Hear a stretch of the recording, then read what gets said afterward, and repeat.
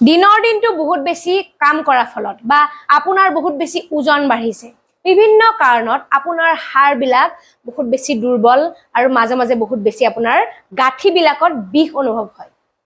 তেনেহলে আপুনি ব্যায়াম কৰা উচিত আপোনাৰ যেতিয়া জয়েন্ট মানে গাঁঠিবিলাকৰ বিষ হয় তাৰ মানে আপোনাৰ হাড়বিলাক দুৰ্বল হৈছে আৰু হাড়বিলাকে কান্দিছে মানে বিষাইছে আৰু যেতিয়া আমাৰ হাড়বিলাকে কান্দে হাড়বিলাকে সহায় বিচাৰে কাৰ পৰা সহায় বিচাৰে হাড়বিলাকে মাংসপেশীৰ পৰা সহায় বিচাৰে কিন্তু আপুনি যদি ব্যায়ামেই নকৰে আপোনাৰ মাংসপেশীবিলাকে কেনেকৈ আপোনাৰ হাড়বিলাকক সহায় কৰিব বা সাপোৰ্ট কৰিব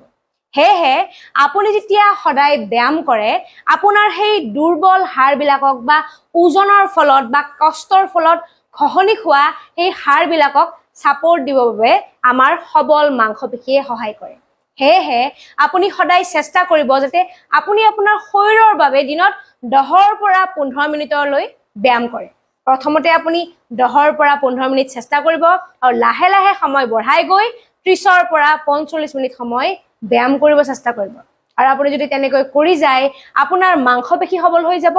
তাৰ ফলত আপোনাৰ শৰীৰৰ বিষ কম হৈ যাব আৰু আপুনি সুস্থ অনুভৱ কৰিব বহুত জৰুৰী ভিডিও সকলোকে শেয়াৰ কৰি দিব থ্যাংক ইউ